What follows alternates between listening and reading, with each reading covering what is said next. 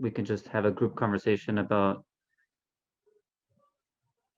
what Buddhism means to us now and what's coming alive for us in this conversation around how Buddhism and Buddhist ideas are showing up for us and for what we believe uh, effective altruism to be, or this community to be. So I'd like to be super open about this, just popcorn style. Anybody who wants to say something can unmute themselves and sort of jump in and share what's really alive for them.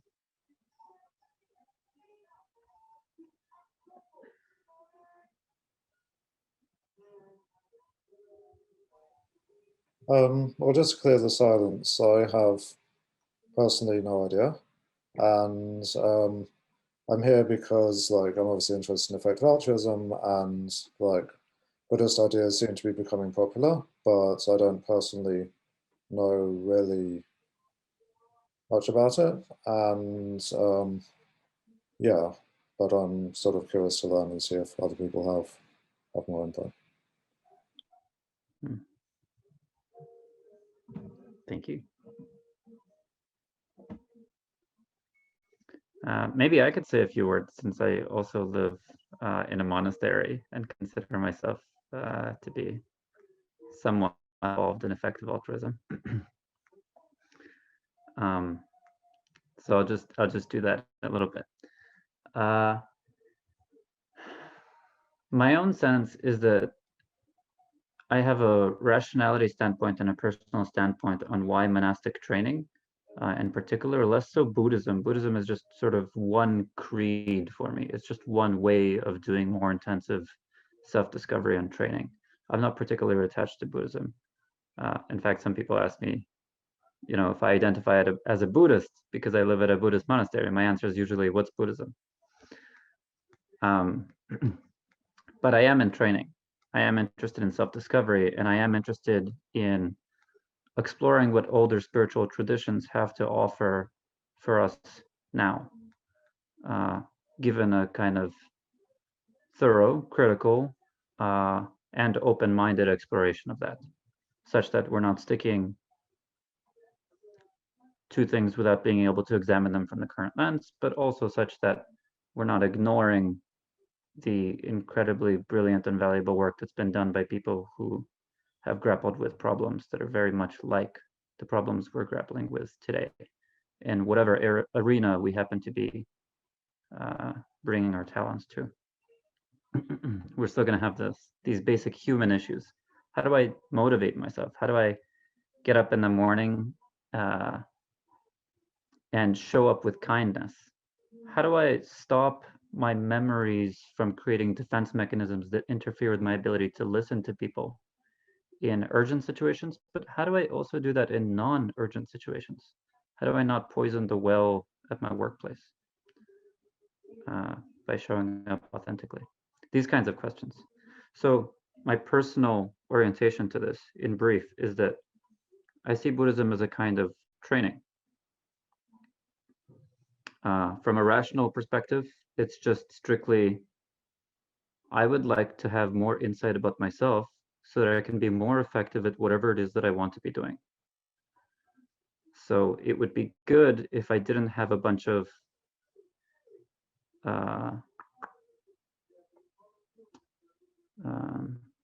personal hang-ups that interfered with my ability to do work when things were urgent. And likewise, it would be good if I didn't have a bunch of personal hang-ups that interfered with my ability to show up,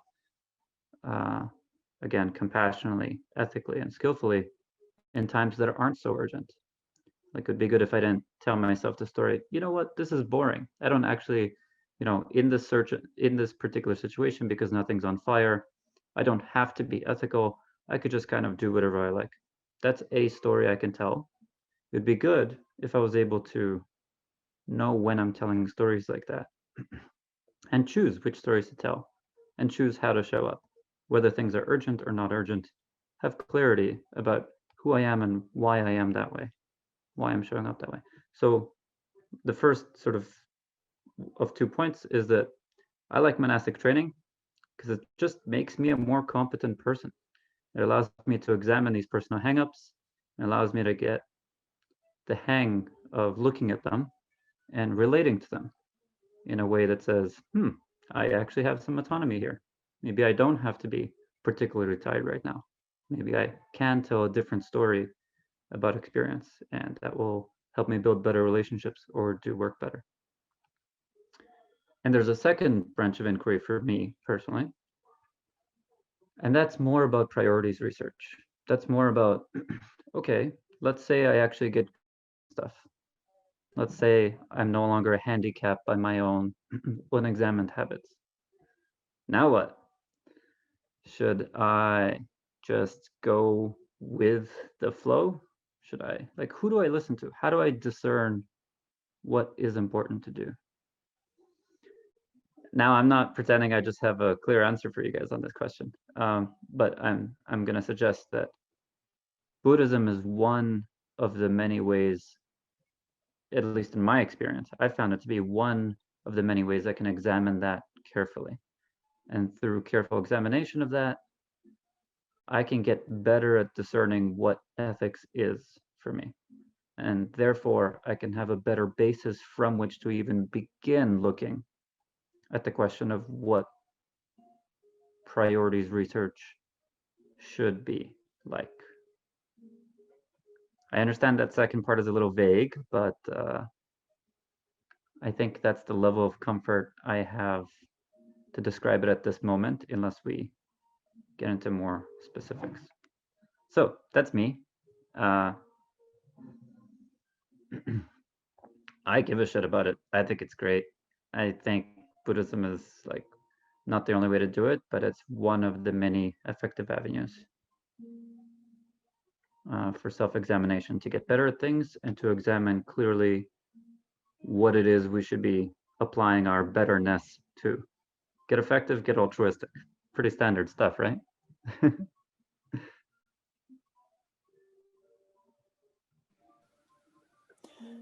So I'm curious, how do you see that self-betterment in the context of EA? Do you think this will become something that people will bring into EA as sort of a curriculum, that as an EA you just go through that because it's part of being more effective?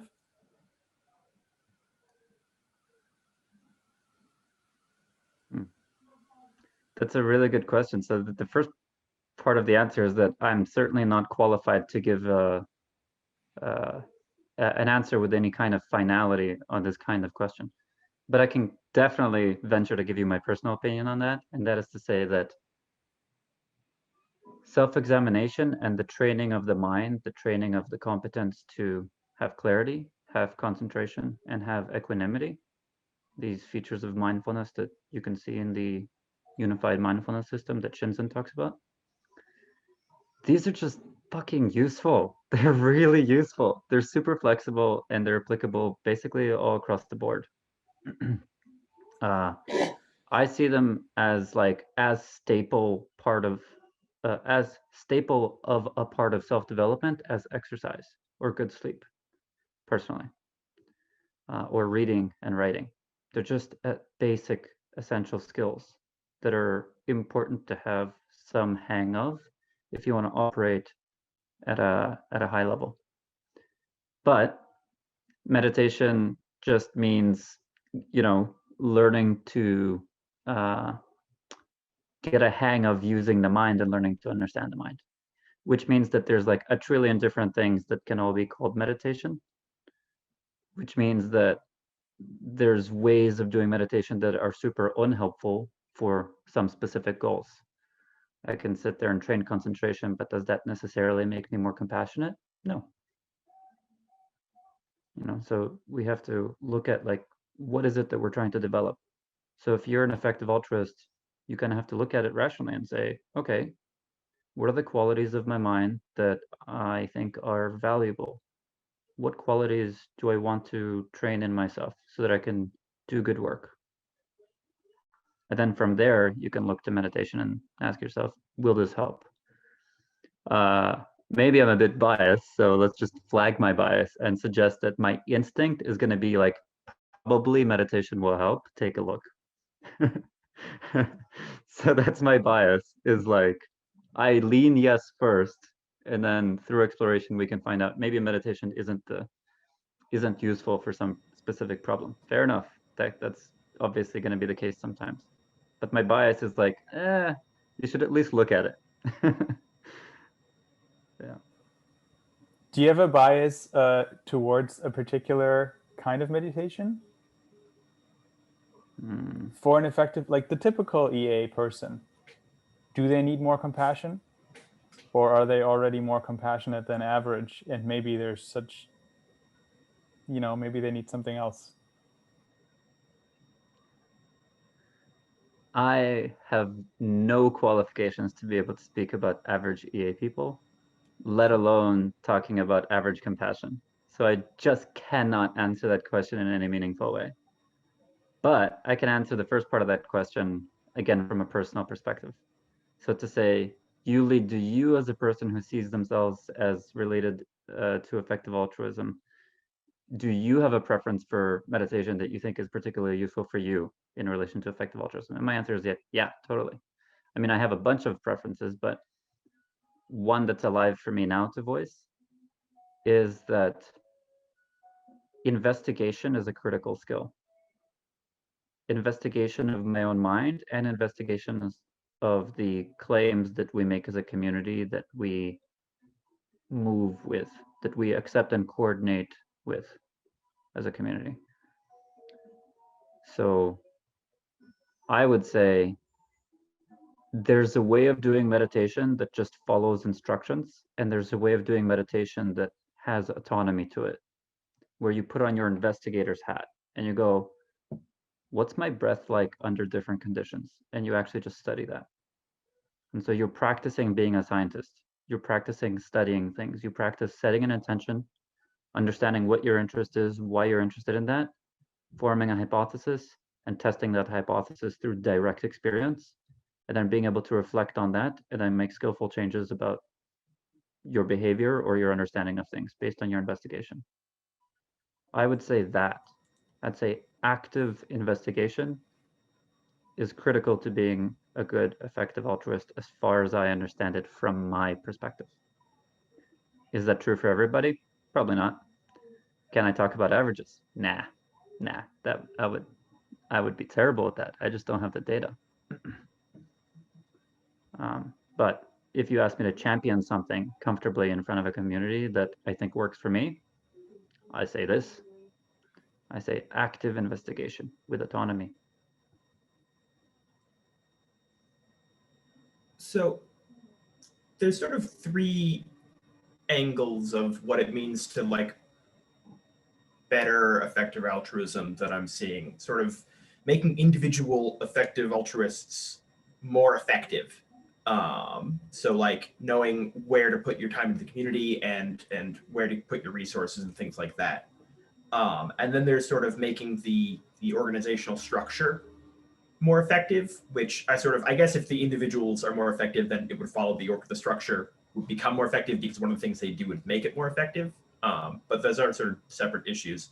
And then there's sort of better understanding what is altruist, right? And like having a better conception of what is help, what does it mean to help the world and make it better. And I see a connection, I think, between Buddhism and that first one, which could be elaborated more, but I see sort of a connection there. But I'm not sure sort of what's being claimed about the other two. Like, could effective altruist organizations reorganize around Buddhist principles? Would that be a good thing? And like, does Buddhism have anything to say about the nature of altruism and sort of what the goals of effective altruism should be?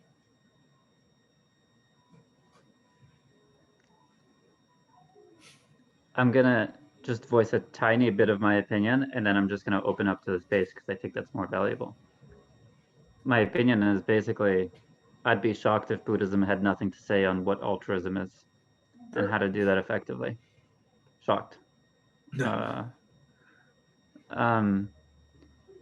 I'm not in a position where I can speak with any authority or competence on what Buddhism is more broadly, all I can do is speak about my own experiences and practice. What can I learn by sitting down and paying attention to my own bodily sensations and thoughts? I have lots of experience in that, and I can speak from that with confidence and competence. Buddhism, I have no fucking idea. That's unfortunate, but it's true. And that doesn't mean that there's nothing to come from your question. And I want to be wary of just like taking over the space to make it a let's everybody ask Yuli questions. Sure. Like my preference is to make this more of like an open discussion. So even though I've like thought it was okay to like voice the stuff I would voice so far, I'm interested in opening your question, Logan, to like the rest of the group and seeing what comes alive for other people. Whether those are further inquiries or potential answers or whatever it is. That's my personal preference here. So, by just saying, first of all, I want to test is my mic working, and second of all, that somehow I came in late and I missed most of what was happening. Hi, Itai. We're having a group discussion on the interaction between Buddhism and effective altruism, which was initially facilitated by Colin, but Colin has started feeling sick in the middle of the, towards the end of the talk he was giving. And so now he's taken some time to attend to that, taking a break. And in the meantime, that leaves us to sort of openly dialogue and explore our curiosities on the subject.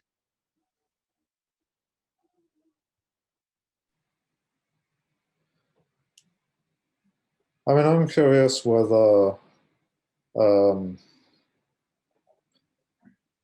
Buddhist themes have like entered effective altruism in the like in the global effective altruist community outside of Toronto, and whether you know about that or whether anyone else knows about that, because yeah, it seems like there's some. It seems like they're a good match for each other, and it seems like there could be something that could happen there. But I'm just curious if we're really kind of breaking new ground, or if other people have looked into this. It's a good question. I have no idea. Does anyone else know about I mean, I kind of Buddhism looked at X before, EA? but Get those Boolean operators going. I do get an impression that there is, I don't know, that there is some sort of intersection between like the, like, I don't know, EA very like rationalist sort of community versus people that sort of interested. So I'm not entirely sure if this is exactly like Buddhism or, but things like adjacent like meditation and like this sort of spirituality and like psychedelics, I know. So. Huh. Thanks for the link, Maggie.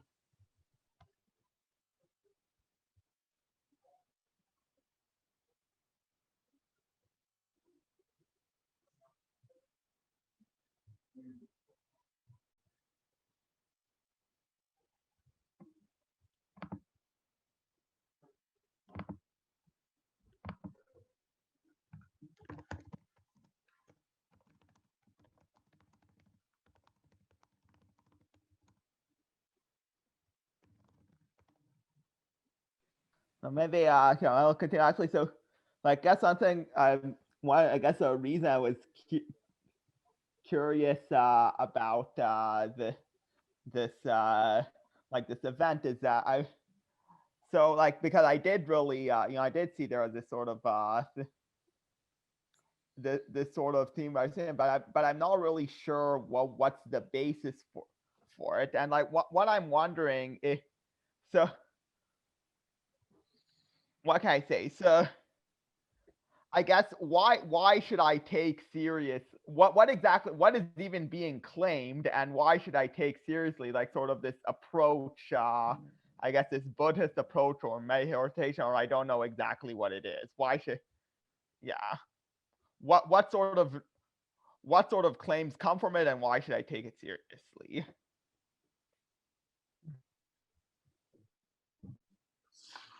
this directly responds to the question. So I apologize if it's not, but I have a sense that, and Yuli, correct me if I'm wrong, or I'd love your thoughts on this, that Buddhism tends to be a much less materialist worldview than effective altruism tends to be, at least historically. And I know EA has kind of shifted towards interest in mental health as a big, especially after the WHO indicated as one of the second largest disease burden on the world.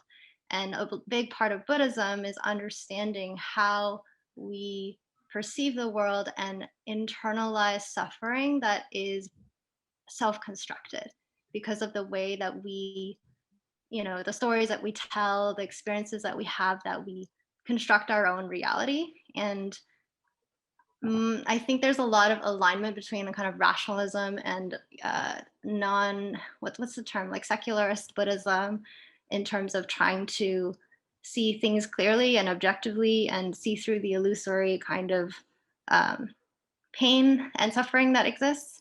And because altruism and effective altruism is about how to effectively alleviate suffering, my story is that part of the appeal is this is a huge way to understand what actually is suffering that exists, quote unquote, out there, and how much of it is self-constructed, and what kind of frames are we even projecting onto the world that makes us feel like there's suffering that we need to save or that we need to redress, which is a personal challenge for me.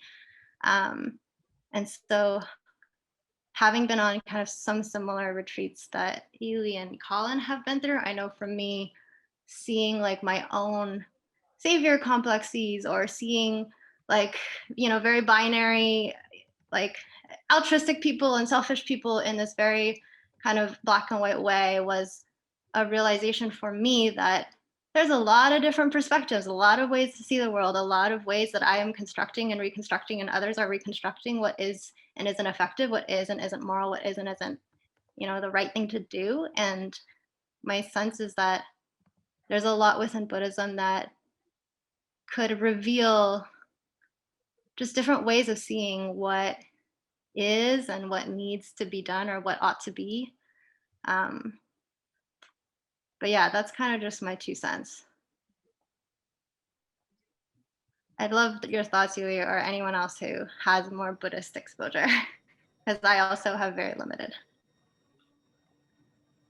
I'm just gonna extremely heavy +1 what Maggie's just said. I'm feeling a lot of appreciation for that share and vibing completely with it. So I think that sort of revealed part of where I'm lost a little bit. So so there's a claim within Buddhism that that suffering is caused by attachment, as a reasonable English translation. And I mean, I find that very useful for helping me deal with my own suffering. But I mean, is a claim being made that the most effective altruistic thing we could do is to teach Buddhism to the global poor?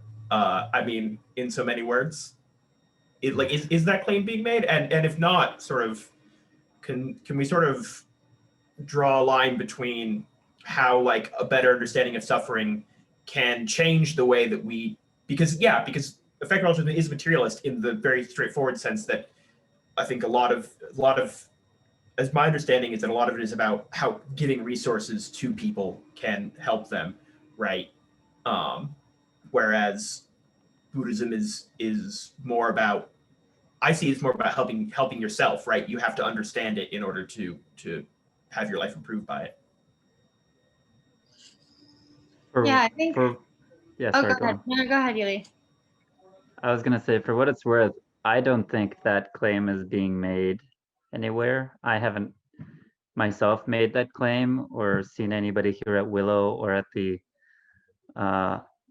Monastic Academy for the Preservation of Life on Earth, MAPLE for short, the head monastery that Willow Monastic Academy, where I am now, models itself after. I haven't heard anyone at that monastery make that claim.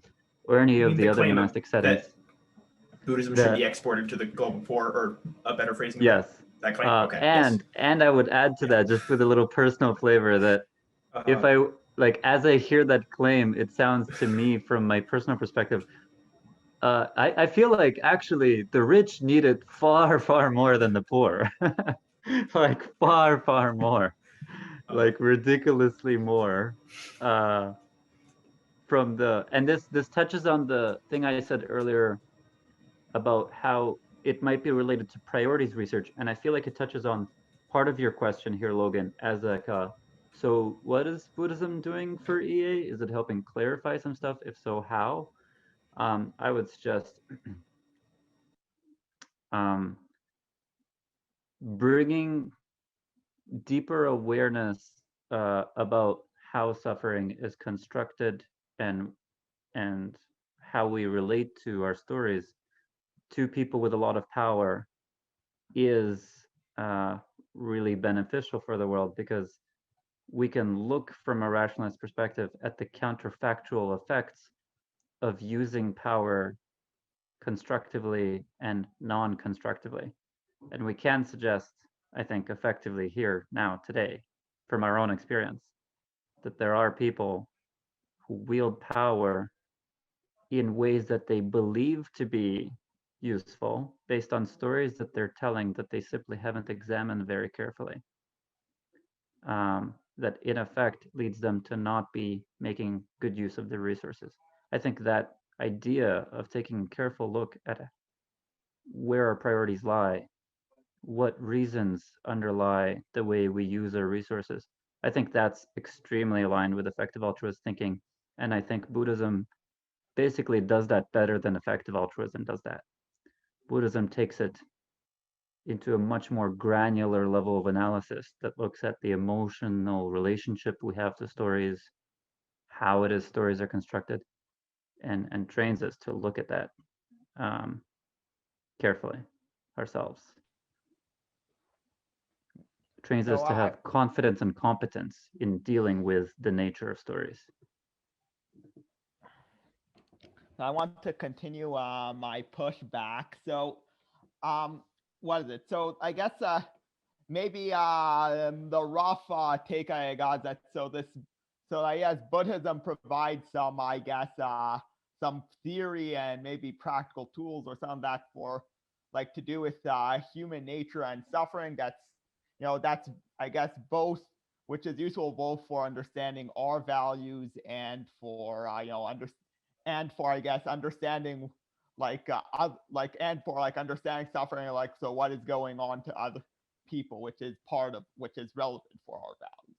But okay, so I'll push back that I tend to have I feel was it I that I tend to be what can I say, so I'm skeptical of these like the theories of these widely encompassing theories of human nature.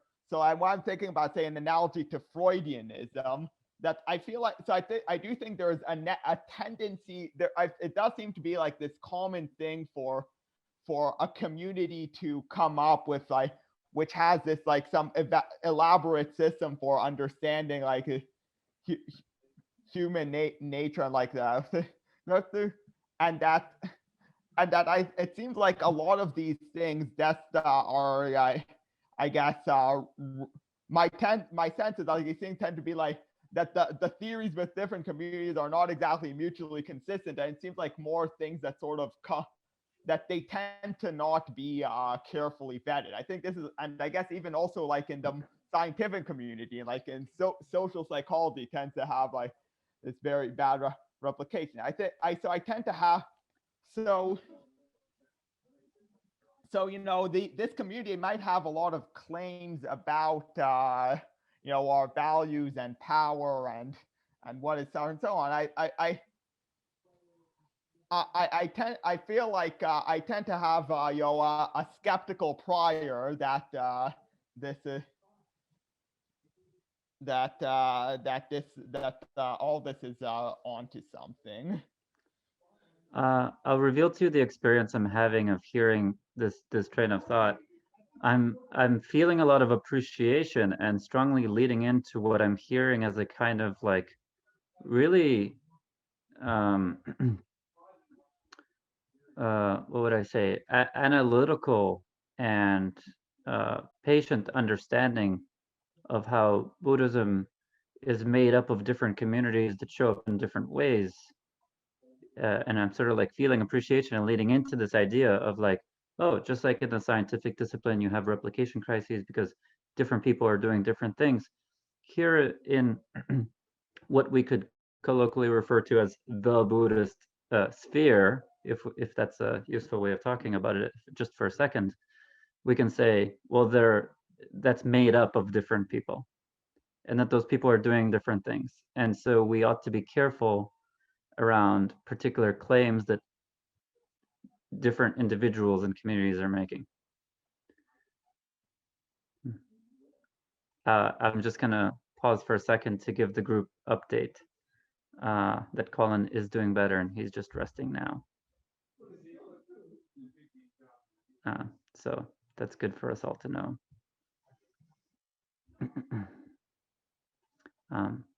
And now I'll move back to what I was saying in response to Itai.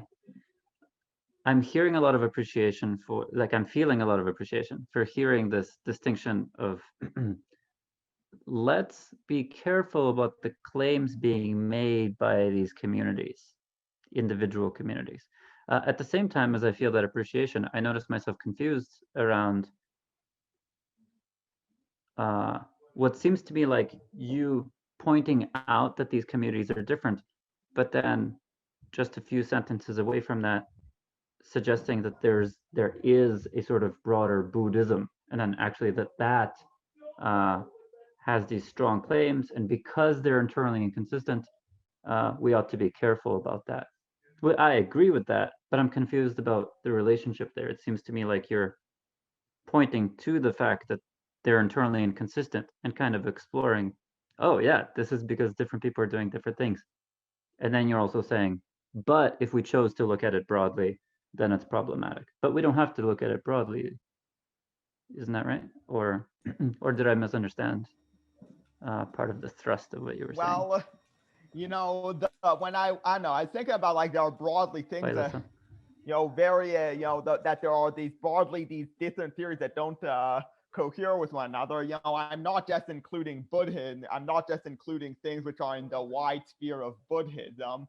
You know, I gave those examples like Freudianism, or in fact like modern psychology research is these other examples, or I guess you can also talk about like spiritual traditions outside of like say Christianity as another.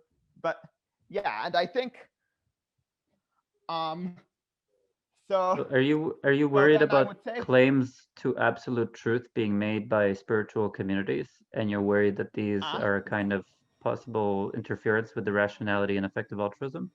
Can I jump? I think the question is why Buddhism, or why this, you know, vein of Buddhism, or this theory, right? Like, why are we concentrating when there are many groups that are all confident, that are making mutually contradictory claims? Sort of why this one? Is that a good phrasing, Itai? Yeah, I think, yeah, that's a good phrasing. Oh, thank you for that teamwork. That helped me. I've heard it said by Seishin, who's the teacher at Willow, that Buddhism is the quote unquote religion where you'll find the least number of people identifying with Buddhism, with being Buddhist, in part because of the detachment to the label, but also the widespread kind of secularism and just ways of thinking and training your mental capacities that I think for some may be less woo than other spiritual traditions. So I suspect that's part of the appeal and the overlap between like the rationalist and the EA community. But that might just be one reason.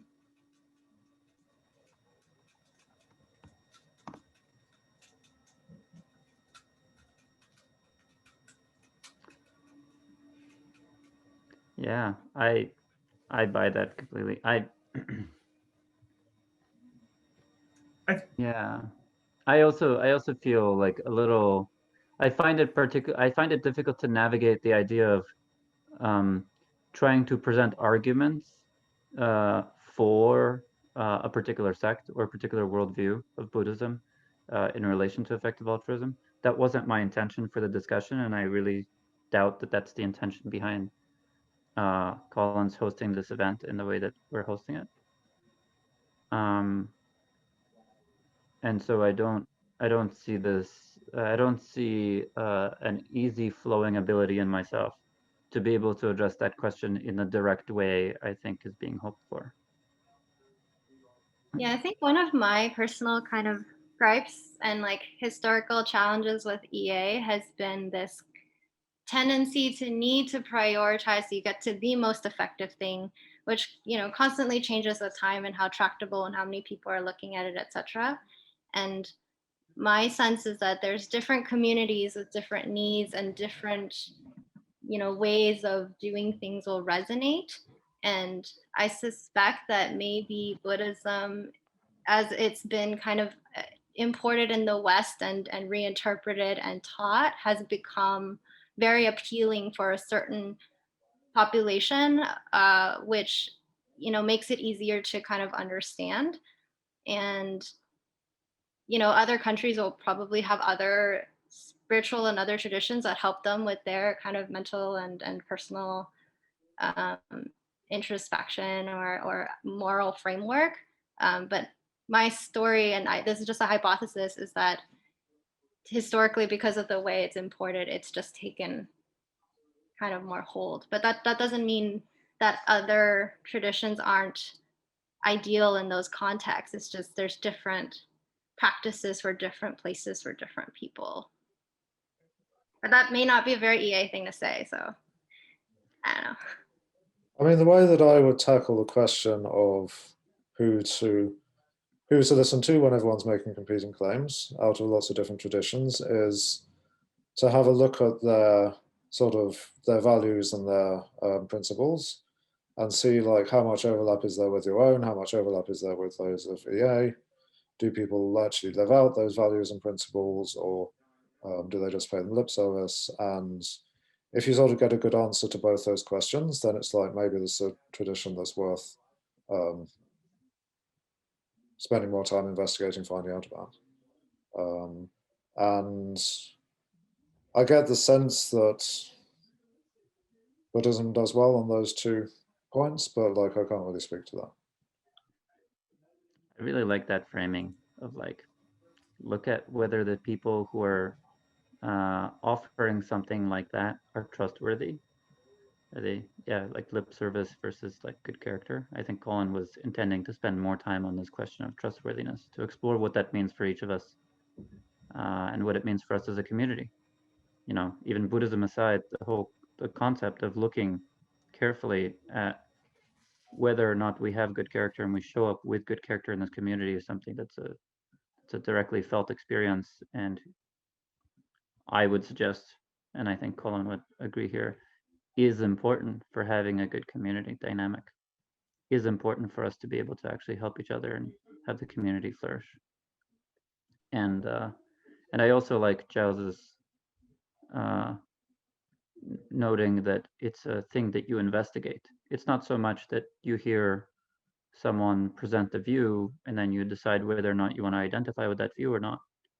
It's more about looking at whether or not that view affords something. Can it do something useful for us? Can it lead to some insight, some way in which we can do that which is already the most meaningful to us, the deeply most meaningful to us better? For example, it may lead to direct insights that give us a new method for doing what we're doing. Or it may lead us to see that we are doing something that gets in the way of what we value. It might give us a new method of self-inquiry, or it might give us a more direct method for doing what we do more effectively. I could just give a quick example of each one, just so you know that I'm talking about experience here. One way of becoming more effective is to recognize the subtle way in which my physical experiences are determined by the mental stories I choose to tell. So I can actually make myself less or more tired, less or more excited, less or more sad by paying attention to the stories I tell. If I want to generate more energy, I can do that. And I practice doing that by paying attention to the thoughts that I have in my head and by knowing that I have autonomy over which thoughts I have. I'm not making extreme claims about having autonomy at all times. I'm making a specific claim in the context of generating energy. So that's one example of how it can help us more directly do that which we already agree with. But, you know, a view can also give us an affordance that helps us investigate how we stand in the way of doing something we care about. And that's the thing I mentioned earlier about personal hangups. Sometimes it could be that I'm telling stories that actually get in the way of what I care about. Maybe I really care about having a good conversation with Daniel, truly getting to know him when we're sitting in a Zoom call. But at some point I'll notice that I find myself focusing on some aspect of his behavior and telling a story that this means something about the conversation. That perhaps, you know, the way he's sitting like this right now, I can tell myself the story, oh, you know, maybe that actually means he's not very engaged, and maybe that means we shouldn't be having this conversation. If I leave that story unexamined, that story could sap my energy, it could sap my motivation, my clarity, my focus. I could find myself becoming uninterested in the conversation. But it's important to notice that story is not necessarily accurate. When I pay attention to that story, I gain the autonomy to see if that story was getting in the way of my getting to know Daniel. So instead of merely telling that story, I can actually ask the question. I can actually look at Daniel and see, wait, is he paying attention? What is he caring about right now? What is alive there? So that's a direct example of how sometimes we can stand in our own way. I can stand in my way, in the way of doing something that I value. And I can tell a story that does that. And Buddhism offers, the Buddhist method of self-inquiry offers me something. It gives me an affordance, allows me guidance in order to see how to practice the skill of examining that story so that I can, again, more effectively serve that which is already valuable to me.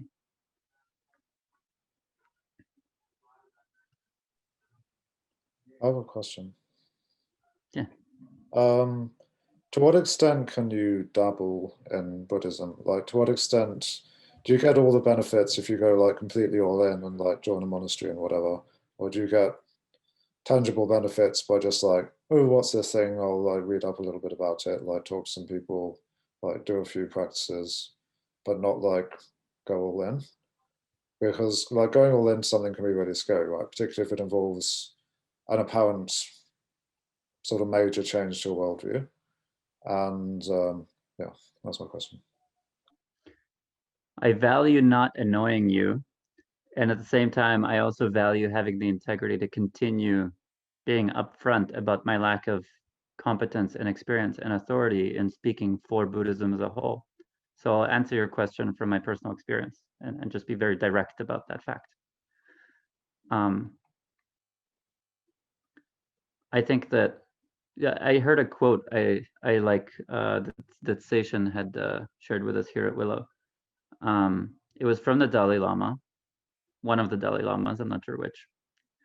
And the quote was, don't use Buddhism to become a better Buddhist. Use Buddhism to become a better whatever you already are. The reason I find this quote relevant here is that the idea is that Buddhism can be a method that's directly applicable to whatever it is you're doing. So when you find a method that's directly applicable to whatever it is you're doing, the question of how much value do I get out of it can only be answered in the context of the other concerns already present for your looking at what it is you're already doing. So let's say that you're exercising and you have a specific goal, and your goal is just to be as fit as you always are, not slip from that pattern. And then you pick up a little bit of meditative practice in order to more concretely evaluate what gets in your way why you slip, why you engage in unhelpful patterns or behaviors, and try to get yourself to commit to that exercise goal. If it's like there's a certain level of engagement that's sufficient to meet your goal there. But if your goal is different, if your goal is I want to get to know myself as deeply as humanly possible, that's probably going to require more investigation. So it sort of depends on what your goals are. That's what's really going to determine how helpful Buddhism can be for you, whether it makes any sense to spend more time with it than 0 minutes all the way up to sort of doing a more intensive investigation like I'm doing, or perhaps something like 10 times more intensive than that, which there are people who take this much more seriously than I do. For my purposes, I just want to get to know myself and be more effective. Yeah, thank you. And I don't think living in a monastery is necessary for that, but I think it's useful. Yeah, that helps a lot. Thanks.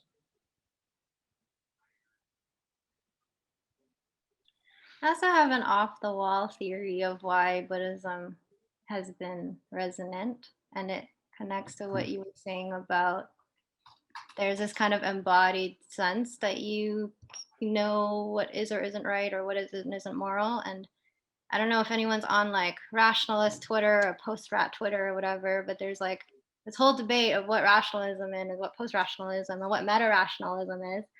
And I think Buddhism has been one of the vehicles through which people have started to more fully incorporate their emotional and embodied ways of knowing and ways of assessing the world, which effective altruism has historically been pretty averse to, because it's messy and it's hard to quantify and it's hard to put into a, like large, like a logical study. But I think part of the appeal is also recognizing that this somewhat like cold utilitarian calculus isn't always realistic or representative of how a lot of people engage with the world. And my sense is that EA attracts a certain kind of people who like to, world in a particular way. And I think, as Colin would say, is maybe a bit fearful about making mistakes or wanting to be right. And there's this tendency to want to use our minds to find the best answer. And I think part of what Buddhism has done, at least for me, is allow me to open up my world to other forms of data that maybe could be considered in a more holistic way for myself. So I'm not constantly cutting off parts of myself to be effectively altruistic, because it feels like that's the right thing to do, but effectively and sustainably altruistic for, all of us as people in our own context. So that's another theory.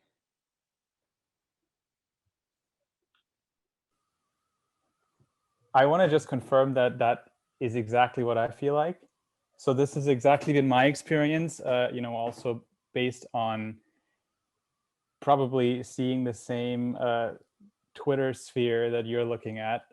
So if you're wondering why Buddhism, if I'm someone who's into rationality and into reading less wrong and into EA, maybe look at the conversations that people are having on Twitter, especially people like Yudkowsky on one side and David Chapman on the other side.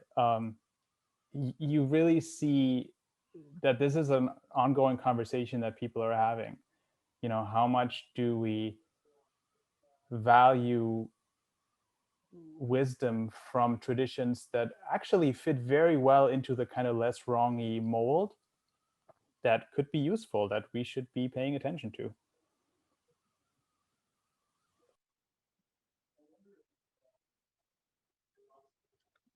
Nice. Appreciating Maggie's link sharing. I want to quickly +1 what's just been said as like I think it's well within the scope of already fully agreed upon sort of like or majority consensus of effective altruist thinking that looking for extra tools to do that which you care about is useful, and that's part of the effective altruist ethos already, a kind of like openness and investigative scientific spirit.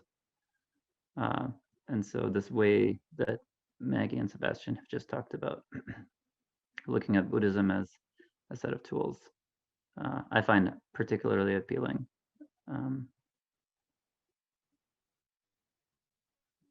Buddhists are the OG rationalists. Yeah, and I think just when you were Actually, speaking what does about OG stand for? Original gangster. when you're speaking about like personal development and trying to make yourself more effective or wise or powerful or whatever, one thing that I struggled with when I visited and just with Buddhism over myself as one person versus like wanting to do for more for the world, have scale, impact at scale, which I feel is also part of that EA aspiration. And I think there's a bit of a tension there sometimes with this feeling like, I don't know, it's hard to amplify. And maybe that's why people suggested, oh, let's teach Buddhism or meditation to everybody. I don't know, maybe that is a effective cause area or whatever. But I think there are forms of Buddhism that's not that self-interested. Like it's not that it's self-interested, but Buddhism tends to be very kind of disengaged or distanced from the world at large, the physical world, in my opinion. But there are like parts of Buddhism that are engaged Buddhism, and they're very much trying to have Buddhist values and worldviews being applied in the world. But I think that's a kind of newer, more evolved strand of Buddhism that not everyone agree. I don't know. Buddhism itself is very complex. There's many schools, but that was something I struggled with at first.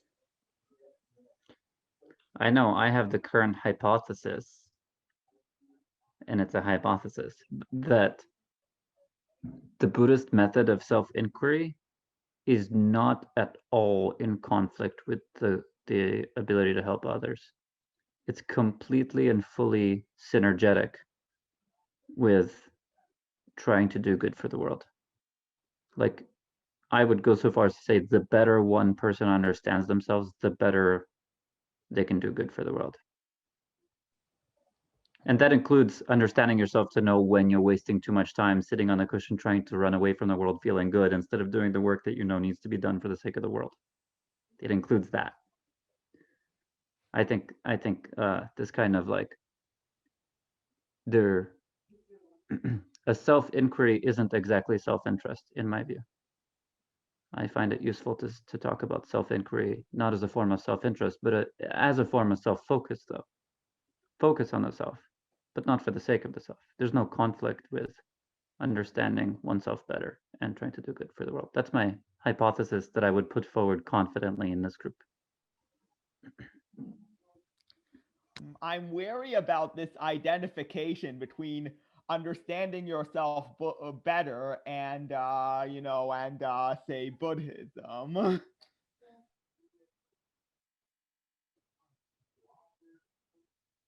Tell me more. So, I can certainly see why, understanding myself better could be useful. But then, but there seems like there's sort of this implicit claim that say maybe it would what can I say? Again, I feel like you've while you're saying you were making this implicit claim that about that was what I was questioning earlier, that say the Buddha or some kind of Buddhist tradition is a useful tool for understanding yourself better. And so I want to know where is that coming from? I am making that claim. I am making the claim that the method of self-inquiry, that Buddhism is one of the ways in which someone can get better at the method of self-inquiry, the practice of self-inquiry. And I'm making the further claim that the practice of self-inquiry is not in conflict with making the world a better place. In fact, all it can do is facilitate making the world a better place. That if done, and not just, you're not signaling that you're doing that, but you're actually doing that, you're actually understanding yourself. I would put forward the hypothesis that if you're doing that, you're not in conflict. You're not taking away from your ability to help the world. You're only making it better. That's a strong claim, but I'm making it. I mean, the second claim is actually something, I would be more, I find myself, more sympathetic to. So, I would, the way I would think about it is, I think that I would in general think that learning truths would be, would tend to make you better off at helping the world. And then you're talking specifically about learning truths about yourself. I am. Yeah. I think the Sorry, first Logan. claim. I didn't mean to cut you off. Go for it. Oh no. I think the first claim, in certain contexts, is almost tautological sounding to me. I mean, you can define meditation as the process of paying attention. Do I have a? Oh, no. The process of paying attention to your thoughts and observing your own mind, which sort of, it doesn't feel like a very strong claim to say that that is both a necessary part of the process and a useful process to better understanding your own mind and yourself. Like that feels like a pretty weak claim. Where the work is being done is do these specific meditative practices, right?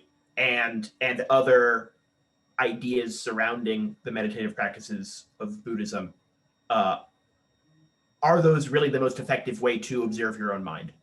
Or are we sort of conflating two ideas? Like there's one version of meditation, which is that thing where you sit quietly and say Om, and that thing where you observe your own thoughts and sort of assuming they're the same because they have the same name.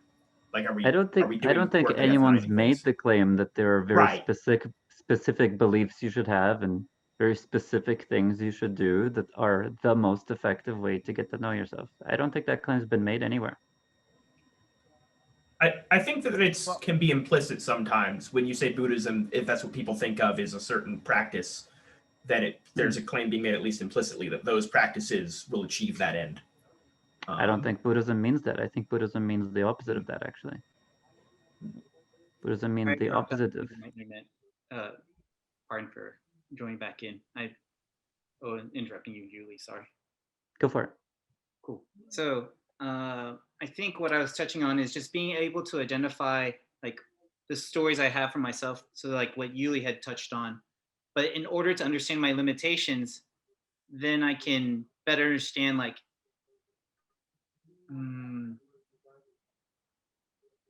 the reality of what I'm capable of doing at this point in time. And what I just heard from Logan about Buddhism's claim, I'm of the hypothesis or position that if there was something out there that allowed me to have a better sense of myself and what I'm truly capable of doing in my own limitations, then that to me would allow me to know my limitations and be able to join with others. And if they are honest with their limitations and they know theirs, then we're able to then focus on our, like, what we can bring to the table together. And so for me, that's what Buddhism brings, or just following Buddhist teachings, because I don't consider myself a Buddhist, but I look to a lot of Buddhist practices to be able to uncover where I fall short and the illusions that I put on myself of what I'm really capable of doing.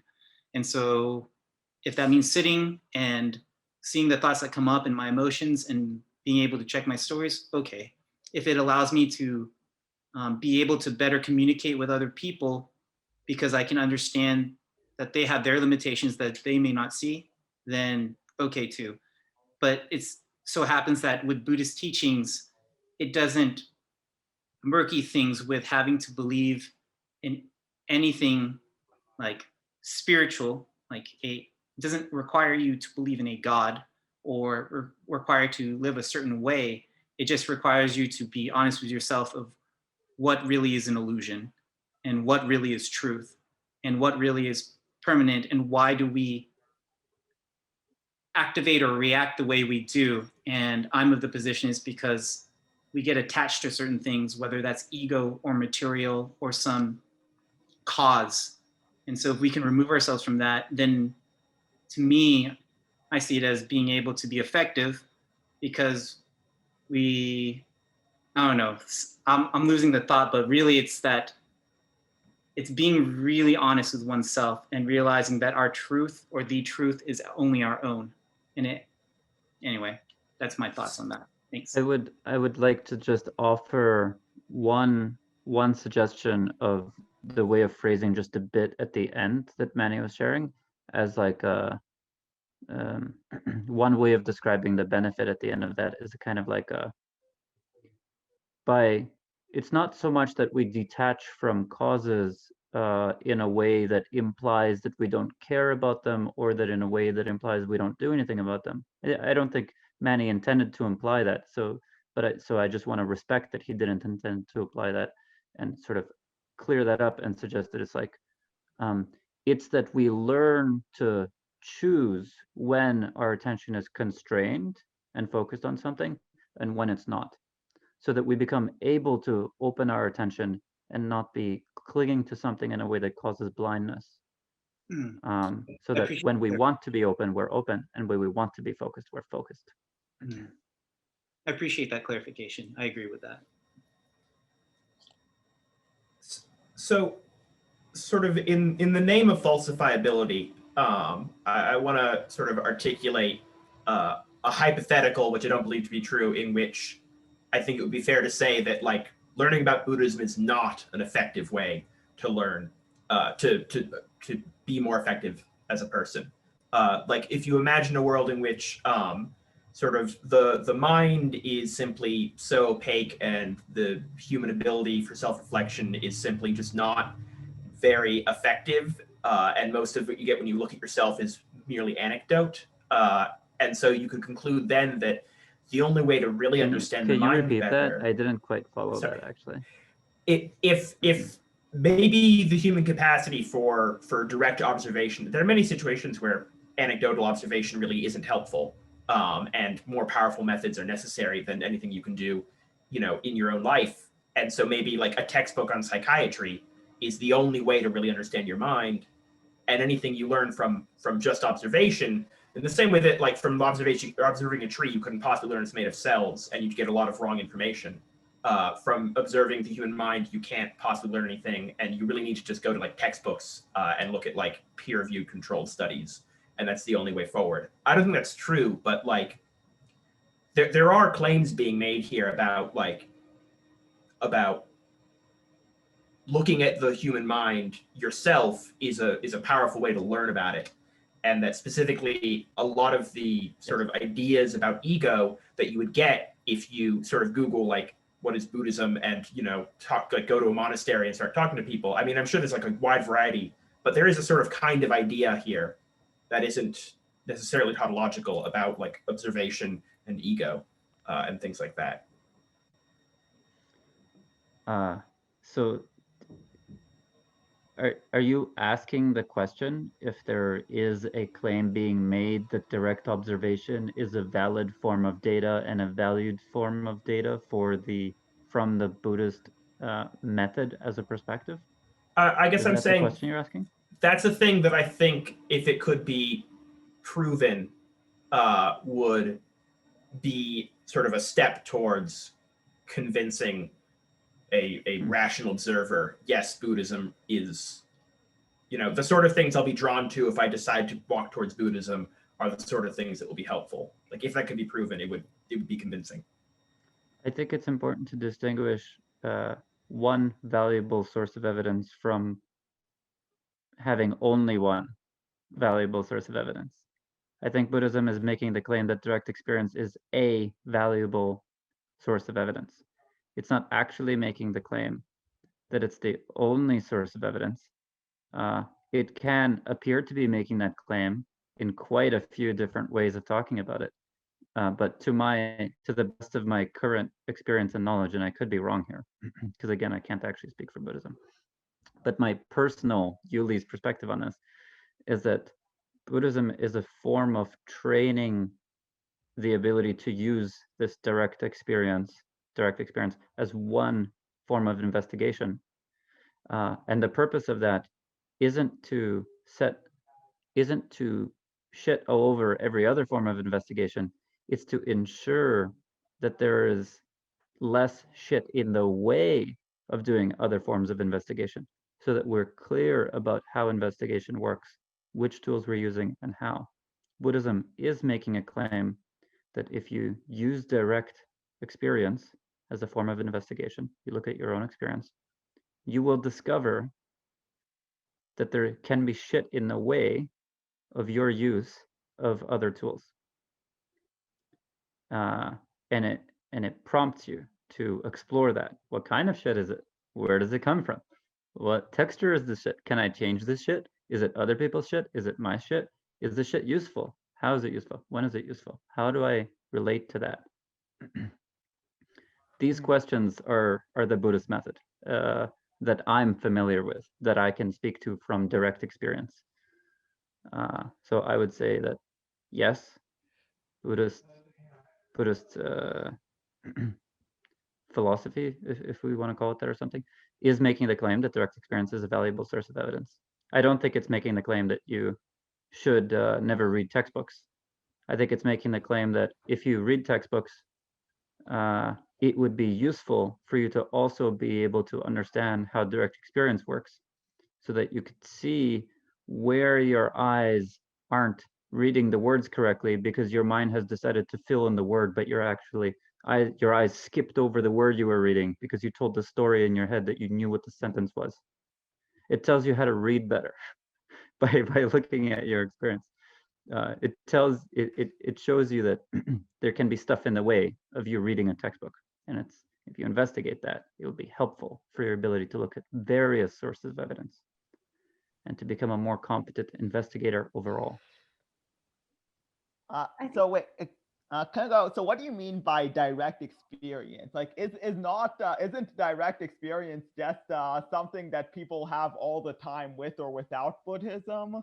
It is, and I'm using this phrase to refer to something much more specific than that. So of course you're right. We're always having direct experience. I'm referring to direct experience as a way of saying that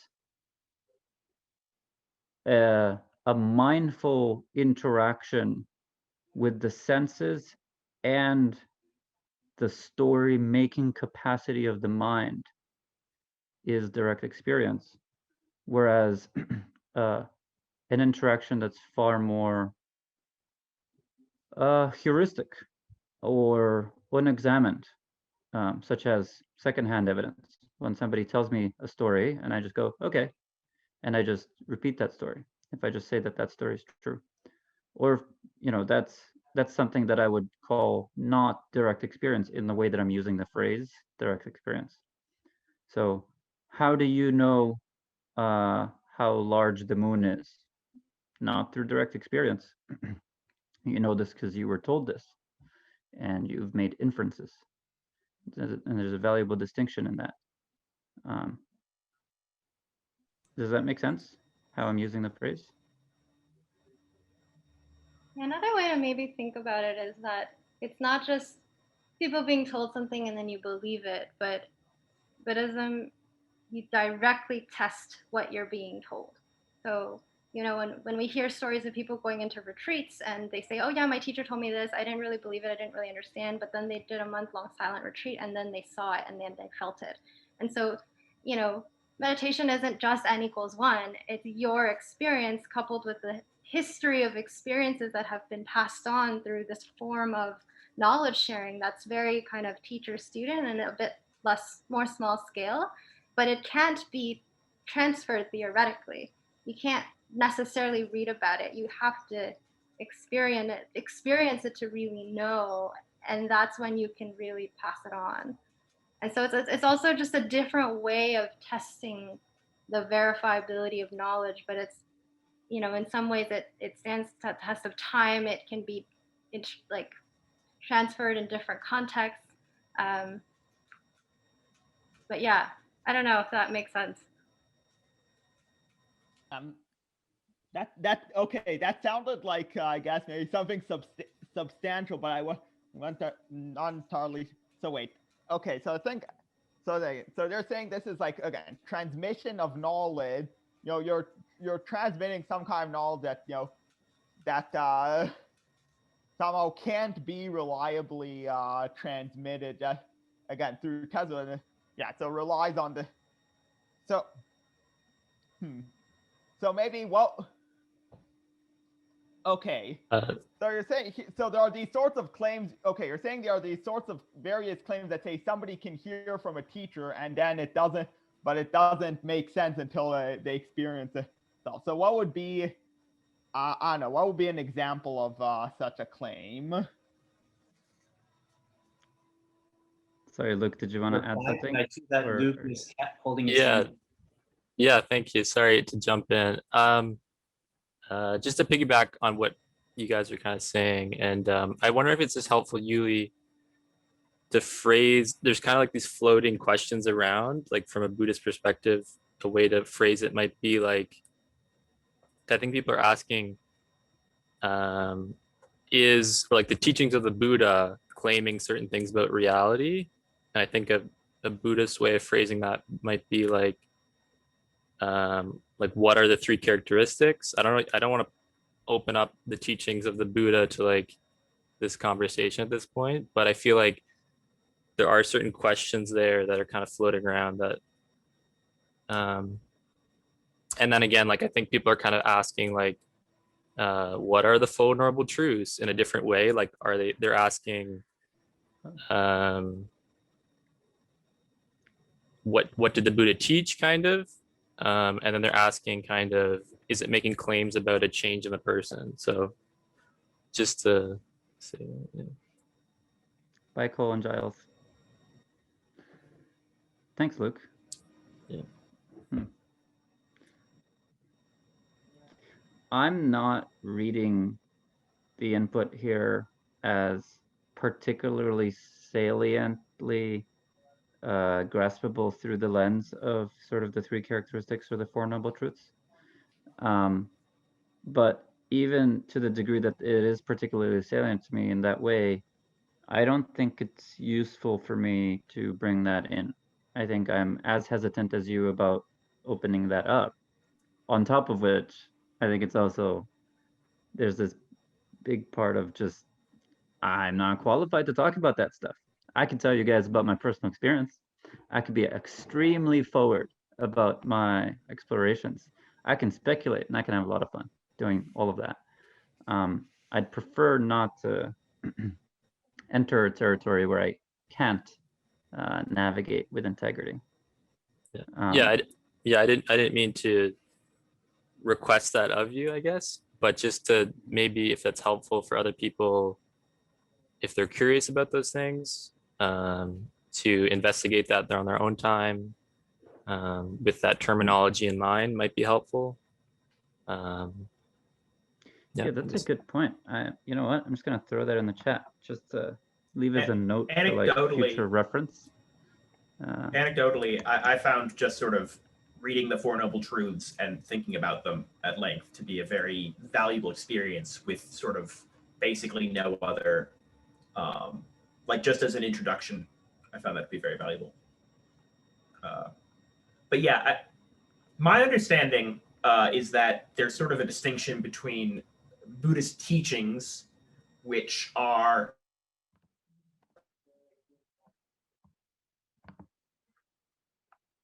as mentioned a couple times, meditative practice, which I think is what a lot of people within the sort of rationalist sphere, EA sphere community are most interested in, and then that's sort of bringing them into the other parts to some extent.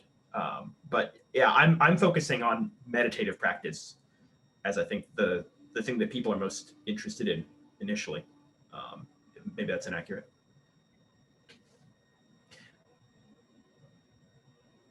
But yeah, actually, sorry, can we just basically, I know that this meeting will probably end sometime soon, probably in the next 15 or 20 minutes or so to wrap up.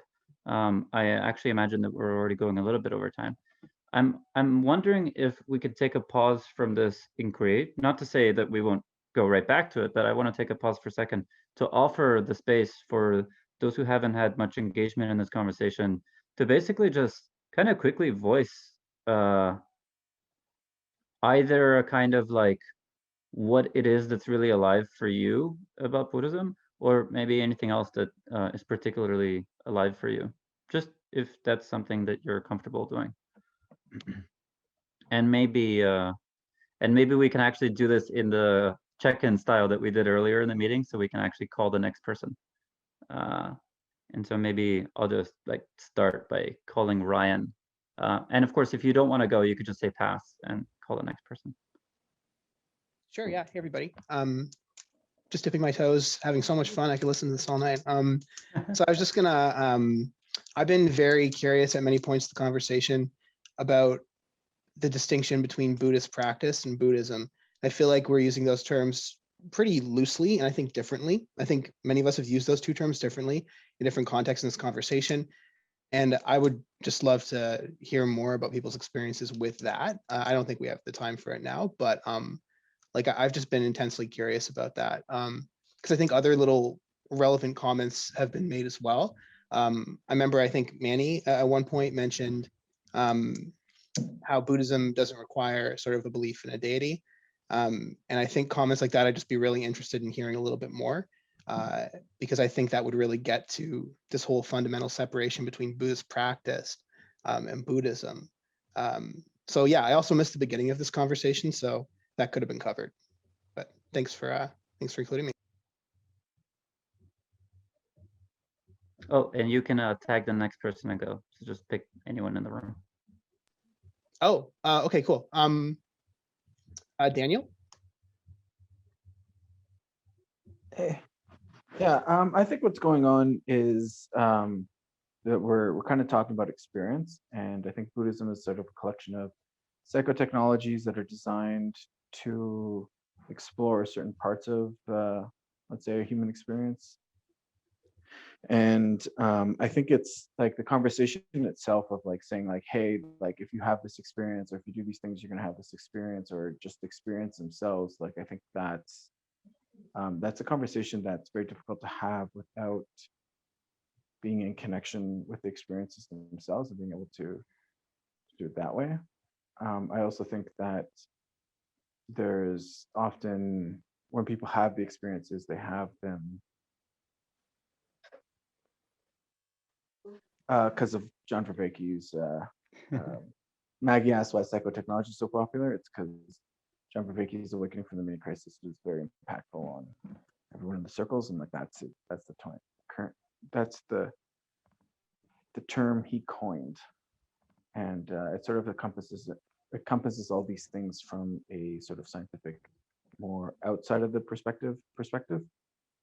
So it goes into that a lot of also like taking the different perspectives and taking perspectives on perspectives.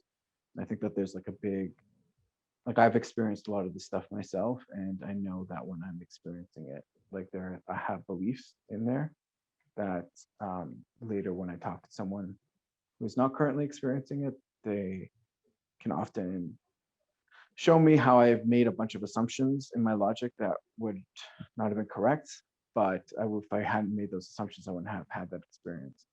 So I think there's a lot of this kind of like two different worlds colliding, and I think the most thing that would be valuable is to be able to figure out like a sort of exchange rate between them two. Like how do you translate experience into something testable, and how do you test like testable things maybe from the experiential point of view. And I'll pick I think Sebastian has talked the least, maybe Sebastian or Luke. I'll pick Sebastian. Sorry, I have to unmute myself first, but I think I've talked a ton. I think someone else should go. Oh, I'm gonna pick Luke then. I think he's talked the least. Yeah, just enjoying this conversation and curiosity about Buddhism and what it is and what it isn't, and people learning people's experiences and understandings of what that is. It's kind of reignited some curiosity in me to learn more about the teaching of the Buddha and, maybe meditate, squeeze in a meditation tonight or something. So it's just kind of feeling a bit excited about that. So, yeah.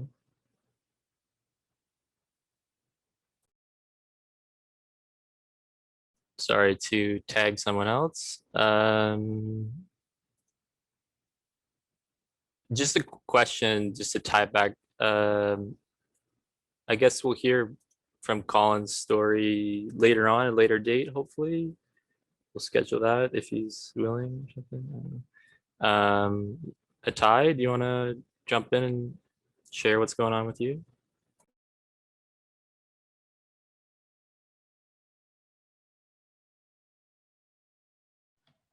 Okay, yeah.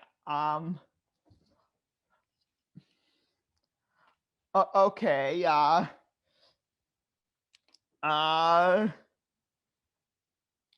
sorry, what's it? First of all, so yeah, I'm actually worried I might have, it's possible I might be like taking too much of the discussion. It might be other things people want to talk about. Yeah, so I guess I came in from like this skeptical point of view, and the truth is I didn't really find the answers that I got so satisfying. So guess I did. By the way, Daniel, when you were talking, you said I think you were saying a specific name of somebody who was doing that. What was that name again? John Vervaeke, or Professor John Vervaeke. He's at U of T. He does like the Buddhism, psychology, cognitive science department. Okay, I'm not sure how to spell Vervaeke. Verbake, I think. Oh, I think I did find John Vervaeke just Googling it. Yeah, he's pretty popular. Okay. So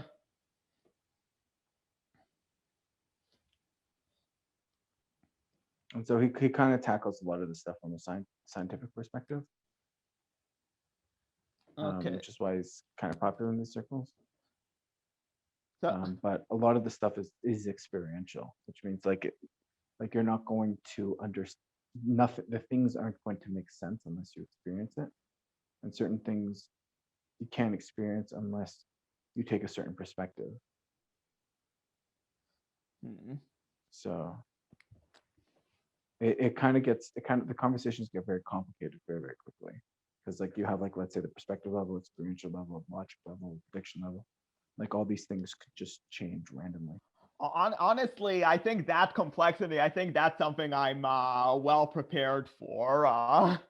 But yeah, I guess maybe I should, again, maybe. So I guess I've already talked about yeah, a lot of it is I find the language. Like I've noticed during the conversation, it does seem like people will use certain words and to mean different things, or they'll say like there might be things of like, this is how the world is, and it's not necessarily an objective claim of like, if scientists looked at it, it's more of like the experience of the world being this way is a thing that should be looked at and taken from perspective, or should be explored or something. Which I generally found like the whole conversation is super messy. Just to say it's not worth having, for sure. Yeah, but anyways, maybe let's call somebody else. Yeah. I guess. Wait. Oh, I see. There still is that Colin in the line, but is there anybody there?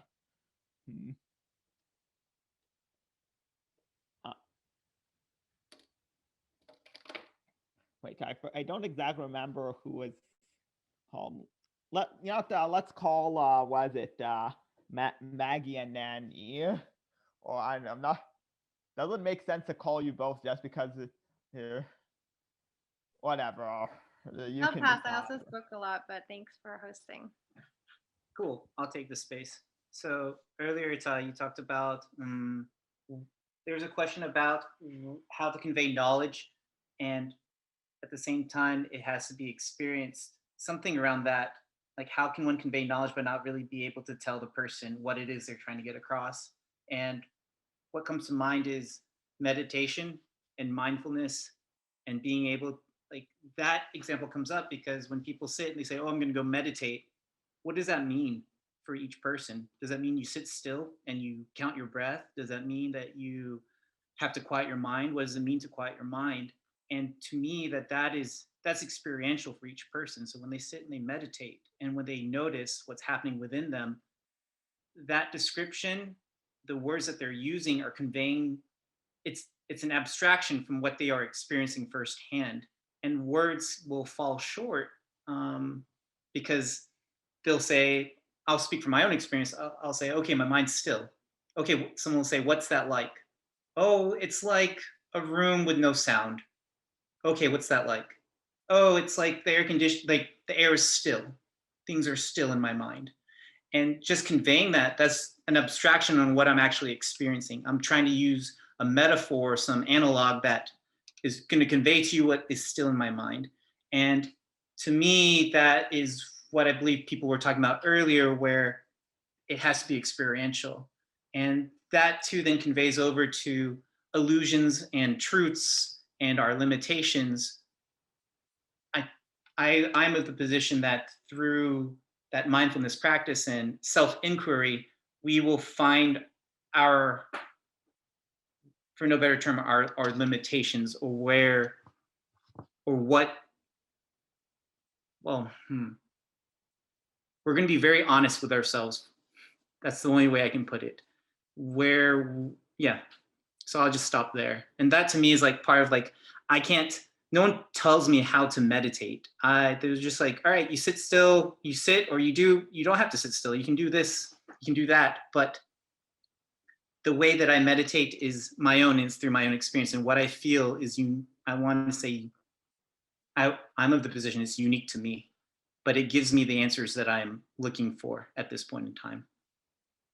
Yeah, so that's all I wanted to share. Let's see. Luke spoke, Ryan, Daniel, Logan. Logan, I tag you? Sure. Yeah, so I think I've spoken a fair amount, but I just want to say that I'm really enjoying hearing sort of people's perspectives sort of coming at it from very different angles. It's really nice to sort of get outside of a sort of what solo practice can show you and see things from different angles. Itai, actually, I really appreciate your well-expressed skepticism. I think that's one of the great joys of speaking in groups like this, is that you can sort of make sure you're really talking about something and not just sort of waxing without and getting away from real discernible truths. So I think that's really helpful. So I think that's everybody. Unless Yuli had something to add.